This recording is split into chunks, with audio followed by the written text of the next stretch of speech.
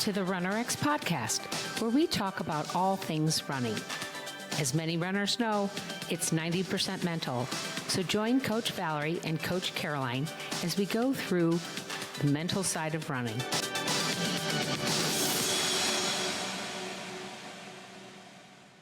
Welcome back to the RunRX podcast. I'm your host, Coach Caroline, and I'm here with Coach Valerie. Coach, I was talking recently in the group that I do this it's called Mind Pal. Basically, it's these little games that help you with your memory and keeping your brain fresh, right? And I had done this I guess years ago, and I realized that it kept track of every day you did it. Like you had a 3-day streak or a 7-day streak, and I'd gotten to like a 66-day streak and didn't realize that if you didn't do it by midnight, it bopped you out. So I had gotten up to I can't remember. It was like 880 days. I was like trying to calculate what was 3 years, right? Like, oh, well, let's see if I can make it to the 3-year mark, right? Was what I was kind of thinking. And I happened to be at a wedding this weekend, and I was with my sister, and we were talking. She lives in California. I live in Texas. We hadn't seen each other in, oh my God, I think it's been at least 4 years. So at least since 2021. So we were having a drink after the rehearsal dinner, and I knew I have a reminder. So my little Mind Pal thing came up and said, you got to do your Mind Pal.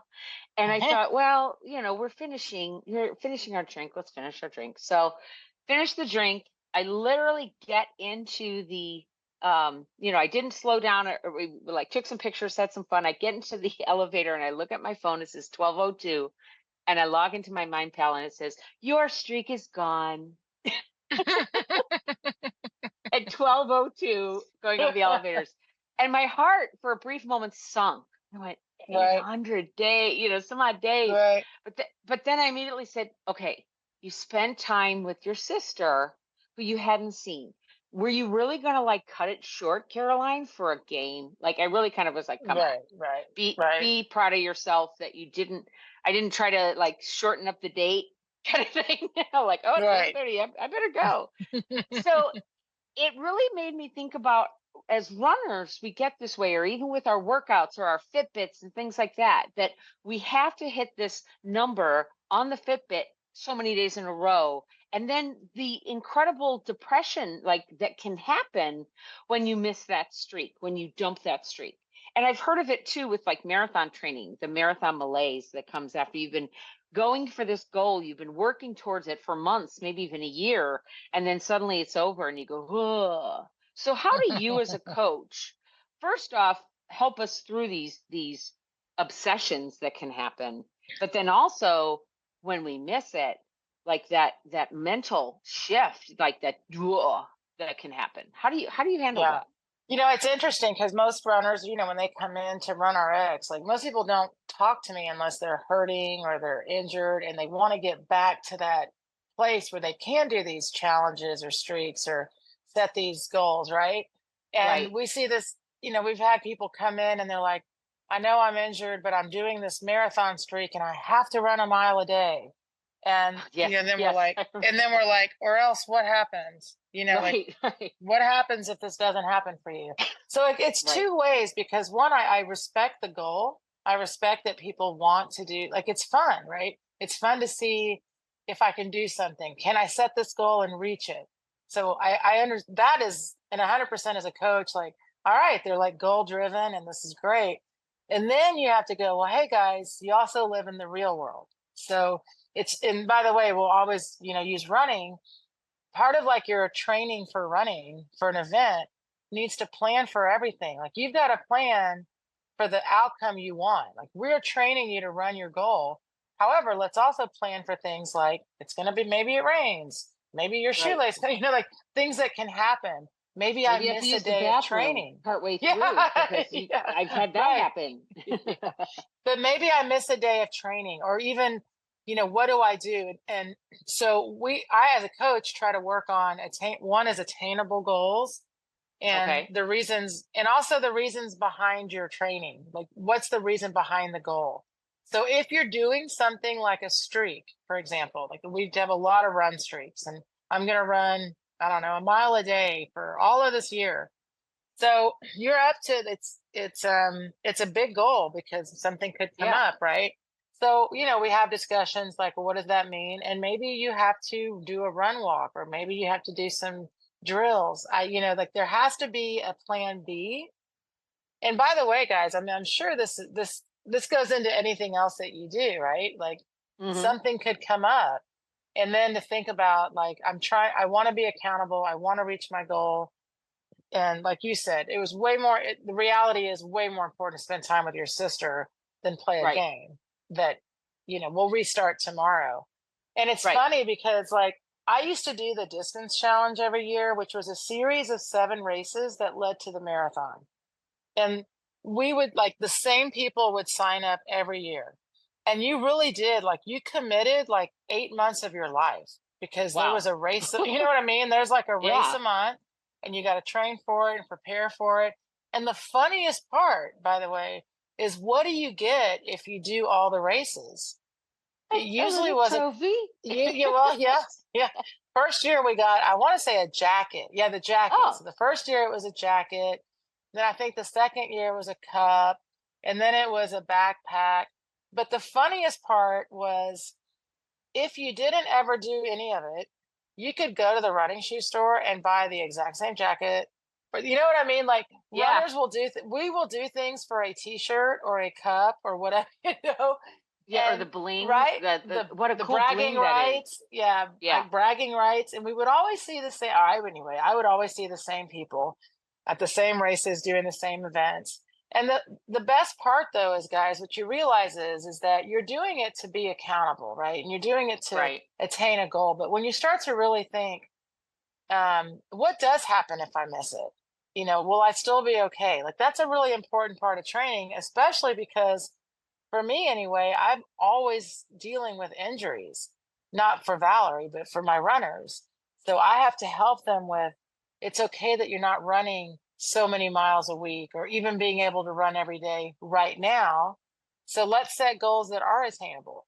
And then, like one lady said, I can't do streaks because I'm type A and I drive myself crazy. It just doesn't work for me.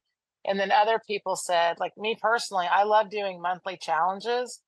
And then I do a goal attainable challenge, meaning like I might do, um, this month I'm going to run 3 days a week. I have an air runner, a treadmill, and it's really fun. But I didn't run on a treadmill for 27 years. And so Right. when I got it, I didn't get it for me. I actually got it for my husband. I told him, let's commit. Like, if we're gonna do the plunge and buy this thing, we're gonna use it 3 days a week. And Right. we made a commitment of 3 days a week at 30 minutes. And I hit that now, more often than not. But at first, it was a challenge where we put it on the calendar and you had to X when you did it, so that at the end of the month, you saw you did your 3 days a week. And the nice Right. part is there's 7 days in a week. So you've got plenty of days to get your three in. So that's what I talk about with people. So maybe we can't run and do a streak, but maybe let's pick a challenge like, you're going to work on mobility. I'm going to set a 30-day mobility challenge and do self care, or I'm going to do my RunRX practice drills. So the fun part is people that do like those challenges, because I like a challenge, then we can work on an attainable challenge rather than like, I have to do this every day, right? Mm-hmm. I mean, that's the way I see it. But I do think Yeah. they're fun. I think streaks are fun. I think that setting yourself up to push yourself is fun. Setting yourself up to be accountable, right? All those things, because that's what those Right. streaks are about. It's really, can I stay accountable to myself? So at what point is the coach, if let's take the mile a day challenge. Maybe I've been doing it for 3 months. I catch a cold. I'm gonna go through it. I'm gonna do whatever. And now you're starting to see um, almost that obsession that comes with it. At what point do you, as the coach, say, okay, I need you to stop this challenge, or this is going too far? Is there something you look for? Is it when I'm sick, when I'm Uh, injured?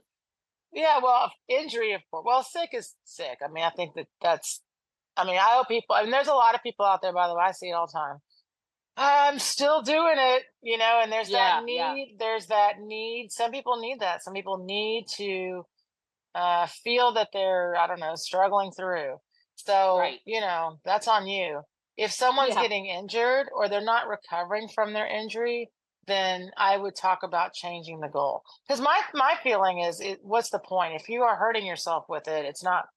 I mean, you're Right. not. Okay. What's the goal, right? So that's what I would say. But also for our runners, I'm more into like, let's set a streak that not just makes you accountable, but is making your performance progress. Like, are Right. like, is that mile getting faster? Is that mile feeling better? Are you feeling, you know what I mean? Like, there And should be something measurable and repeatable and excitable about this goal other than check, I just got it done. That's what I would help the runner absolutely. with. Okay. And that's what I think is really important, because I do know people that are out there that are like, okay, it's 2024, so we're going to run, 2024 miles in the year, Right. right? Or they do the daily stuff. Yeah. And then, but that's the question, because what's going to keep you going is not just the accountability, and it's not just the checkbox. It's got to be more than that. And if you are getting injured, or it's taking the place of family, or like you said, it's not fun anymore, then guys, you got to like reset your brain a little bit. And that's why you have a coach. You can go to the coach and say, well, I thought I could do this, but it's actually no fun, or I'm getting injured and I want to do something different. I gotta give Valerie a lot of credit, because she has been working out almost daily. And I say almost daily because I've been with her when she hasn't worked out for a whole weekend or whatever, because we're doing other things. We go to a business conference, so she goes and spend time with family. So you can have like really good intentions and work out a lot and do what you want to do, but still take time for those things that are really important. So I hope this is giving you something to think about, guys. If you are doing challenges, or if you want to come into the group and work with Valerie, if you are the type of person that wants to try to, I just want to do 30 days, the first 30 days with us is the immersion. And that is like 28 days. You got to do something every day. So that's a really good way to get started. That's a little plug there, guys. So hopefully you will take a look at the membership. And if you have any questions, go to support@runrx.fit. That's support@runrx.fit, and send us a note. We'd love to hear from you. Thanks, guys. Thank you for joining us on the RunRX podcast. If you'd like to know more, join us at www.runrx.fit. And if you have additional questions that you'd like answered on the podcast, email us at support@runrx.fit.